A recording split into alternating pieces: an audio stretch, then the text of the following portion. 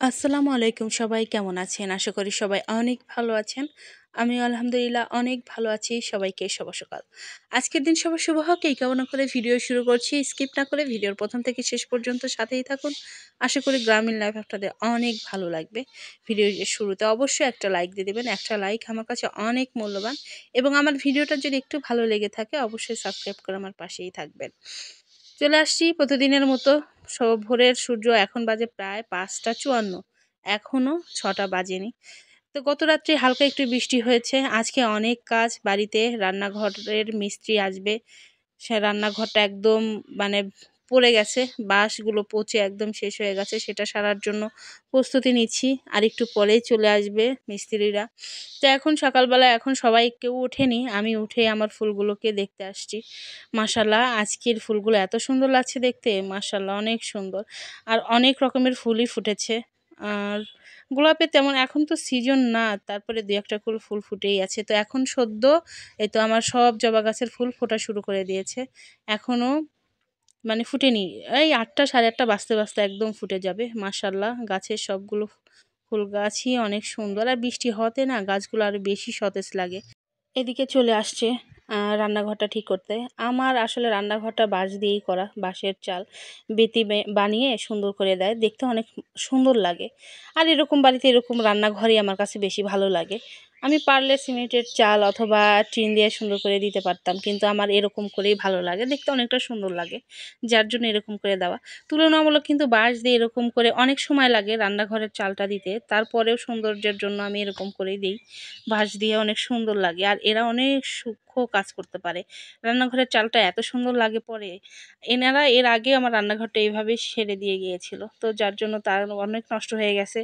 দেখা গেল যে রান্না করলে দেখা যায় যে এমন নষ্ট হয়ে গেছিলো, সবসময়ের জন্য বৃষ্টি আসলে পানিই পড়তো, রান্না করতে অনেক সমস্যা হতো। আর চুলাটা সুন্দর করে বসাবো, দেখলাম যে রান্নাঘরের চালটা যদি না সারি, চুলো বসায় লাভ নাই, কারণ চুলোটা নষ্ট হয়ে যাবে। তো এনারা এসে সুন্দর করে চালটা ঠিক করে দিচ্ছে, বানাচ্ছে বেতি। এদিকে ভাবলাম যে মুরগিটা কেটে নেই। আপা বলছে মুরগিটা কেটে দেন, পরে আমি ধুয়ে রান্না শুরু করে দেব। তো এদিকে আপা পেঁয়াজ মরিচ এগুলো কাটা শুরু করে দিয়েছে। বারবার করে ভালো করে ভয়েস দিচ্ছি, কি জানি না ভয়েসটা থাকছে না, কেটে যাচ্ছে, আবার নতুন করে দিতে হচ্ছে। সুন্দর করে গুছিয়ে বলার পরে যখন এরকম দেখি যে ভয়েস আর মনে হচ্ছে না, সুন্দর করে সেভ হচ্ছে না, তখন যে কীরকম লাগে কি আর বলবো। তো এই তো মুরগি কাটতে চলে আসছি। মানে আগে কি বলি পরে কি বলি একদমই মনে থাকে, একদম গুলিয়ে যায় আমার কেমন জানি। মানে অনেক দিন ধরে নেট না থাকার কারণে একদম বসেছিলাম, মানে কোনো রকমের ফোন হাতে নেইনি বললেই চলে, যে নেট নাই, কবে আসবে কখন আসবে কোনো খবর নাই। আর এমনি ভিডিও, অনেক দিন আগের ভিডিও পরে আপলোড দেওয়া একদম আমার ভালো লাগে না, কেমন জানি লাগে। ওই জন্যে আর ভিডিওগুলো করিনি, ভাবলাম যে অনেক দিন ধরে মানে এইভাবে কাজ করছি, দু একদিন একটু রেস্ট নিই। তো কেমন জানি এমনিতেই আমার অনেকটা স্লো হয়ে গেছে, জানি না। আরও মানে আজকে নেট আসার পরে যখন আমি ইউটিউব স্টুডিও খুলে দেখি যে আমার এই অবস্থা, সাবস্ক্রাইবার অনেকটা নাই হয়ে গেছে, তখন আরও মনটা খারাপ হয়ে গেছে। তারপরে নিবিড়ের আব্বু বলল যে এরকম চিন্তা ভাবনা বাদ দাও, যখন করছো তখন ধৈর্য নিয়েই কাজ করতে হবে, এরকম বললে চলবে না। অনেক সময় এরকম হয়, কি আর করবে। অনেকেই দেখা যায় ২ বছর ৩ বছরে ২ বছরে মনিটাইজেশন পায় না, ১.৫ বছর হয়ে যায়। তুমি তো আলহামদুলিল্লাহ ৫ মাসের মধ্যেই পেয়ে গেছো। যাই হোক, অনেক বোঝানোর পরে ভাবলাম যে যাক, কিছু করার নেই। এখন আমার এগুলো যখন করছি, এখন করতেই হবে, ছেড়ে দিতেও আবার ইচ্ছে করে না। তো এই তো মুরগিটা কাটাকুটো শেষ করে এসে সুন্দর করে এই তো রান্নাবান্না শুরু করে দিয়েছি। রান্নাটা শেষ করে অলরেডি ভাজি, তারপরে ডাউল, আলু ভাজি করেছি, ডাউল এগুলো রান্না করে রেখে দিয়েছি। তো মানে ভিডিও করতেও ভুলে গেছিলাম, অনেক সময় ভুলে গেছি বলতে সময়ই পাচ্ছি না। এদিকে দেখলেন যে মিস্ত্রিরা কাজ করছে, আমার রান্নাঘরটা কাজ করবে, যার জন্য তাড়াহুড়ো করে আমি রান্নাটা শেষ করে নিচ্ছি, কারণ উপরে এত কালি, পুরনো চালটা নামাবে, নামিয়ে নিয়ে সুন্দর করে কাজ করবে, ওই জন্যেই একটু তাড়াহুড়ো করে আগেই গ্যাসের চুলায় রান্না করে নিয়েছি। আর মাটির চুলাতে রান্নার স্বাদটাও একটু অন্যরকম হয়। মোটামুটি আমার রান্না শেষ। এদিকে এই তো পিকনিকের নৌকা আসছে, আর এত নৌকা যায়, সব সময়ের জন্য অনেক নৌকা যায়। মাঝে মাঝে নিবিড় দৌড়ে এসে বের হয়। আর এখানে সুন্দর গান চলছে, কপিরাইট আর যদি আসে ওই জন্যই আর আসল সাউন্ডটা দিলাম না। ওরা সুন্দর গান বাজিয়ে একদম নেচে নেচে পিকনিক করছে। তো এর আগেও আমরা গত বছরে গিয়েছিলাম, এবার আর কোথাও যাওয়া হয়নি, বাড়িতে সবাই অসুস্থতার কারণে ঘোরাই হচ্ছে না। এদিকে আমি আসলাম আম গাছে আম পাড়তে, দুটো আম আছে একটা গাছে কাঁচা, তো ভাবলাম যে সেটা একটু পেড়ে রেখে দিই, তাছাড়া দেখা যাবে একদম পচে যাবে। আর এই সময় বৃষ্টি, প্রচুর বৃষ্টি হচ্ছে প্রত্যেক দিন, আর গাছগুলো নষ্ট হয়ে যায়। যে ওই পাশে কাঁঠাল আছে, সামনে ওই যে কালো গাছটা দেখছেন ওইটা কাঁঠাল গাছ, অনেকগুলো কাঁঠাল আছে, প্রায় 2-3টা আছে, গাছ ভরা ছিল।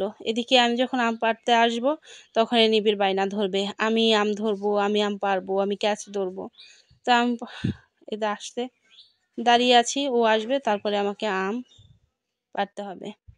তো বারবার বলছো আম্মু আম পারো না, আমি এদিকে বলছি যে আমি পারছি না, ওদিকে ওর দাদির সাথে সেই রকম লাগিয়ে দিয়েছে, আম্মু একা একা আম পাড়তে গেল। তো আমি বলছি এদিক থেকে জোরে জোরে বলছি যে আমি পারিনি, দাঁড়িয়ে আছি, তুমি আসো। ও শুনছেই না, সবসময়ের জন্য কেমন জানি নিবিড় জেদ ধরবে, যেটা বলবে সেটাই করতেই হবে। তো গোসল করতে দেব, আমি অলরেডি গোসল করে নিয়েছি, যখন গোসল করব করাইয়ে দিব ওকে, ও তখন করবে না। আর এমনিতে ছেলেটা অনেকটা অসুস্থ আছে, জানি না, একদম হাফ প্যান্ট পরে গামছা নিয়ে একদম রেডি হয়ে গেছে। তাই তো ও ক্যাচ ধরবে, একটু ধরতে পারবে না, আর নাকের উপর পরে নাকটা একদম বোচা হয়ে যাবে এখন। এই তো মাশাআল্লাহ, সারা বাড়িতে অনেক রকমের গাছ, আম গাছ, পেয়ারা গাছ, কাঁঠাল গাছ, বেল গাছ, আতা গাছ, বড়ই গাছ, তারপরে কাঁঠাল গাছ, আর জাম্বুরা গাছ। আলহামদুলিল্লাহ পুরো বাড়িতেই ফলের একদম, আল্লাহর বরকত থাকলেই সব রকমের ফল গাছ আসলে বাড়িতে থাকে। আলহামদুলিল্লাহ অনেক রকমের, সারা বছরই কিছু না কিছু ফল আমরা খেয়ে থাকি আমাদের বাড়ির।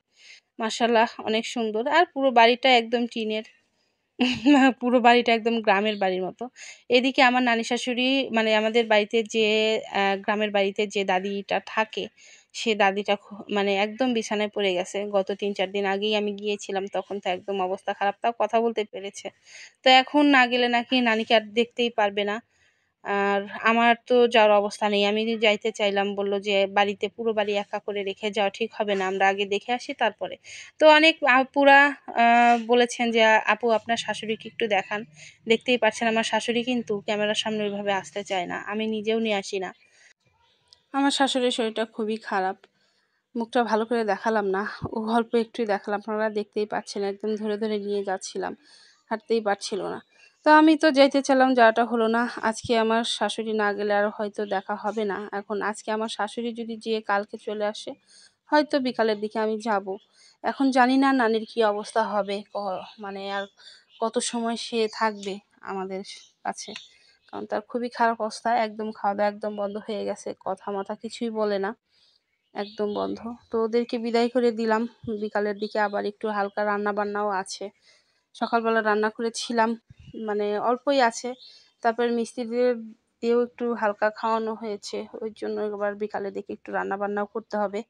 এদিকে নদীর পানিটা অনেকটা শুকিয়ে গেছে, যেভাবে পানি মানে বাড়ছিল, মনে হলো যে একদম রাস্তার উপরেই চলে আসে। তো অনেকটা পানি নিচে নেমে গেছে, প্রায় অনেকটা পানি শুকিয়ে গেছে, বোধ হয় না এবার আর ওইভাবে পানি হবে, আর বাড়বে বোধ হয়। তো এই দেখ সুন্দর, রান্নাঘরের চালটা একদম বসিয়ে দিয়ে তারা চলে গেছে। মাশাআল্লাহ দেখতে অনেক সুন্দর লাগছে। আসলে বাঁশ দিয়ে এরকম করে দিলে অনেকটা সুন্দর লাগে, যেহেতু আমি আর খড়ির দিয়ে লাকড়ি দিয়ে রান্না করি, আর ওইভাবে আর টিন মিন কোনো কিছু দিলাম না, কারণ এমনিতে এত কালি পড়ে যে নষ্ট হয়ে যায়, তো যার জন্য এরকম করে বাঁশ দিয়ে দিয়েছি। মাশাআল্লাহ সুন্দর লাগছে না দেখতে? অবশ্যই কমেন্ট করে জানাবেন কেমন লাগছে। ক্যামেরার সামনে এসে কথা বলতে ইচ্ছে করছে না, কারণ দেখেন আমি মানে আমার চুলাতে মানে আগুন ধরাইতে গেলে, চুলা ধরাইতে গেলে তো দেখা যায় যে পাটকাঠি শোলা না হলে হয় না। তো শোলা আনতে গেছি খড়ির মাচায়, আর অমনি দেখেন আমার নাকটা একদম গোল করে ফেলছে, মানে এত ব্যথা হয়ে গেছে। এমন মানে মৌমাছি, হলুদ মৌমাছিগুলো আছে না, সেগুলো একদম মানে এমনভাবে এসে নাকের উপর পড়ে, আর কোনো জায়গা পাইনি পুরা নাকে। এইদিকে ঠোঁটটাও কেমন যেন ফোলা ফোলা লাগছে, এইখানে হালকা দিয়েছে, এই যে এইখানে হালকা দিয়েছে, আর নাকের উপরেও মৌমাছি একদম ফুলে দিয়েছে। এমনিতেই আমার নাকটা অনেক মোটা, অনেকটা মোটা, তারপরেও নাকটা আর গোল করে ফেলছে। ওই জন্যেই মানে ক্যামেরার সামনে এসে কথা বলতে ইচ্ছে করলো না। দেখ মানে অনেকদিন পর ভিডিওগুলো করছি, আজকে অনেক দিন পর, এতদিন একদম রেস্টে ছিলাম, মানে রেস্ট বলতে ভিডিও করার কোনো মানে চিন্তা ভাবনাই ছিল না, একদম আপলোড দিতে পারবো না, শুধু শুধু ভিডিও করে রাখার কি দরকার। আর এতদিন আগের ভিডিও আপলোড দিতেও আমার ইচ্ছে করে না, অনেকেই করে কিন্তু আমার ভালো লাগে না। নানির শরীরটা খুবই খারাপ, মানে সে একদম কথা মতো কিছুই বলতে পারে না। আপনারা অনেক ভিডিওতেই দেখেছেন যে নানি আমাদের সাথে খাচ্ছে, বারান্দাতে বসে আছে। গ্রামের বাড়ি যখন ছিলাম তখন হয়তো অনেক ভিডিওতেই দেখেছেন। আবার অনেক আপুরাই প্রশ্ন করেছেন, আপু এটা আপনার কীরকম দাদি শাশুড়ি, এ বাড়িতে থাকে কিসের জন্য। তো মূলত হচ্ছে ওটা হচ্ছে আমার শ্বশুরের চাচি। তো আমাদের বাড়িতে তো ওইভাবে মানে কেউ থাকি না, ওই বছরে দেখা যায় দু একবার যদি যাই, ওই হয়তো এক এক দু মাস থাকলাম। যে এইবার যেরকম থাকলাম প্রায় 3 মাসের কাছাকাছি থাকলাম আমি ওইখানে। আমি এইখানে এই বাড়িতে আসিনি 3 মাসের মধ্যে, ওইভাবে হয়তো দু একদিন আসছি, এই 10-15 মিনিটের জন্য আসছি, আবার চলে গেছিলাম। ওইখানে বেশ কিছুদিন গ্রামের বাড়িতে থাকতে হয়েছে। তখনকার ভিডিওতে হয়তো আপনারা দেখেছেন একদম নানি একদম কথা বলতে পারছে না। আমি গত পরশু গিয়েছিলাম, কিন্তু নেটের প্রবলেমের জন্য ওইভাবে মানে আপলোড দিতে পারিনি। তো সেই ভিডিওগুলো ওইভাবেই আছে, আমি আমি আপনাদের দেখাবো। আসলে নানিকে বোধহয় ভিডিও করা হয়নি, সম্ভবত আমি ভিডিও করিনি। কারণ যখন গিয়েছিলাম তখন নানি দেখলাম যে উঠে দাঁড়াতে না পারলেও মানে কথা বলতে পারছে। তখন একটু আমি নানিকে জিজ্ঞাসা করলাম, নানি কেমন আছেন? বললো যে ভালো। নানি আপনি কি খাবেন? বললো হ্যাঁ আমি ভাত খাবো। আমি তাকে একটা আইসক্রিম ছিল আমার, তাকে আমি আইসক্রিমও খাইয়ে রেখে আসছি। সে আইসক্রিম তারপরে 7 আপ অনেক পছন্দ করতো, যদিও 7 আপ তার নিষেধ ছিল, আমি ওইভাবে দেইনি, কিন্তু আইসক্রিমটা মাঝে মধ্যে আমি কিনে দিতাম। তো একটা আইসক্রিম ওইভাবে ফ্রিজেই ধরা ছিল, নানিকে শেষ খাওয়াটা আমি ওই দিনই খাওয়াইয়ে আসছি। নানিকে খুবই আইসক্রিম পছন্দ করতো, মানে তখনও প্রায় আমাকে মানে চিনছে একটু একটু। যদি বলতাম যে নানি আমাকে কি আপনি চিনছেন, তখনই বলতো, অনেক সুন্দর করে কথা বলতো। আসলে কি আর বলবো, অনেক বয়স হয়ে গিয়েছিল, আমার শ্বশুরের থেকেও অনেক অনেক বেশি বয়স, প্রায় 15-16 বছরের বড় তো হবেই।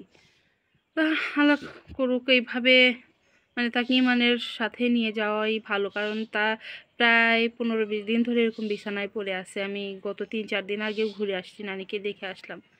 মানে এখন নাকি আজকে ফোন করে বলল যে যদি তোমার শ্বশুর, আমার শ্বশুর তো অনেক ভালোবাসতো, আমার শ্বশুরকেও অনেক ভালোবাসতো দাদি, যার জন্য আমাদের বাড়িতেই তাকে রাখা আসা হয়েছিল, আমাদের বাড়ি থাকার জন্য। এবং আমাদের বাড়ির মানে কেউ থাকে না ওইভাবে, তারপরে নানিটা থাকলে বাড়ির অনেকটা খেয়াল থাকতো। মুরব্বি আসলে যদি বেঁচে থাকে, বাড়িতে থাকে, মানে ঘর বাড়ির অনেকটা খেয়াল থাকে, যার জন্য নানিও এখানে ছিল। প্রায় 6 বছর হলো নানি আমাদের বাড়িতেই ছিল। যখন যেতাম একসাথে বসে খেতাম, কথা বলতাম, অনেক সময় কাটিয়েছি। বোধহয় বাঁচবে না, মানে যখন তখনই চলে যাবে। তো আমার শ্বশুরের শরীর খারাপ, আমার শাশুড়ির শরীরটা খুবই খারাপ, আপনারা দেখলেনই যে আমার শাশুড়ি হাঁটতেই পারছিল না, একদম মানে খুঁড়ে খুঁড়ে হাসছিল। আমার শাশুড়ি এমনি হাঁটতে পারে না, তাকে সবসময়ের জন্য আমি ঘরে নিয়ে এসে বিছানায় খাওয়াতে হতো। সে রান্নাঘরে যে খাবে বা চেয়ারে বসে থেকে খাবে, মানে সে খাইতেও পারে না। তাকে 4টা ভাত হাতে দিলে খায়, না দিলে না খায়। আমার শাশুড়ির এরকম অবস্থা হয়ে গেছে। তারপরেও আমার শাশুড়ি বলল যে শেষ দেখাটা দেখেই আসি, কখন কখন মারা যায়। আর এমনিতেও এখন কথা বলতে পারবে না, একটু তো একদম নাকি একদম তার মুখের জবানটাও একদম নাই বললেই চলে। মানে ডাকলেও, গতকালকে নাকি ডাকলে শুনছে, যদি নানি বা মা বলে ডাকতো তখন নাকি একটু মানে কথা আওয়াজ দিছে বলে এরকম করছে। তো এখন নাকি সেটাও নাই। তো আমার শ্বশুর বলল যে যাই দেখে আসি, কারণ আর তো দেখা হবে না, এখন যখন তখনই চলে যাবে। যাই হোক আমি গেলাম না, এদিকে নিবিড়ের আব্বুর পায়ের মানে ঘাট ওইভাবে শুকায়নি। নিবিড়ের আব্বু অনেকটা অসুস্থ, যার জন্য আমি গেলাম না। আমি 3-4 দিন আগে ঘুরে আসছি। এখন আমার শ্বশুর শাশুড়ি না আসলে তো আর আমি যেতে পারবো না, কারণ এই বাড়িতে একা একা ফেলে রেখে যাওয়া সম্ভব না। নিবিড়ের আব্বুর শরীরটা তেমন একটা ভালো না। এখন কালকে যেতে পারি, হয়তো কালকে সকালে না গেলেও দুপুর বিকালের দিকে রওনা হব, একটু যে নানিকে দেখে আসবো। কারণ এখান থেকে যাইতে প্রায় 20-25 মিনিট সময় লাগে, তেমন একটা সময় লাগে না। কিন্তু এইখানে আবার রান্না বান্না করে না রেখে গেলে তো নানি বলতেছে আমার শাশুড়ি বা নিবিড়ের আব্বুর খাওয়ার অনেকটা সমস্যা হয়ে যায়। যাই হোক এখানে এসে অনেক কাজ করছি, প্রায় এই রান্নাঘরটা ঠিক করলাম, মানে অনেক কাজ করা হয়েছে। বাড়িঘরটা বুঝেনি তো, বাড়িতে যে বাড়িঘর দেখে রাখে সে বাড়িতে না থাকলে যে এই অবস্থা হয়। তো এখানে এসে অনেক কাজ করলাম, বাড়িঘর অনেকটা পরিষ্কার করলাম। এখন আপাতত মানে আমার শাশুড়ির ঘরটাই একটু ঝাড়া একটু বাকি আছে, যারা বাড়িতে ঝুলমুল একদম ভরে গেছে। ভাবছি যে একদিন করব, নিবিড়ের আব্বুর মানে পায়ের অবস্থা ভালো নার জন্য মানে ওইভাবে আর ঘরে হাত দিচ্ছি না এখন। যাই হোক, আজকের মতো এখানে শেষ করছি। সবাই ভালো থাকেন, সুস্থ থাকেন, নিজের যত্ন নেবেন এবং আমার ভিডিওটা যদি একটু ভালো লেগে থাকে অবশ্যই সাবস্ক্রাইব করে আমার পাশে থাকবেন। অনেক দিন পর নেট আসছে, আজকে 7-8 দিন, এক সপ্তাহের বেশি তো হবেই মনে হয়, নেট নাই বললেই চলে। তো আজকেই নেট আসছে, আজকেই ভিডিওটা করছি, আজকেই আপলোড দেব।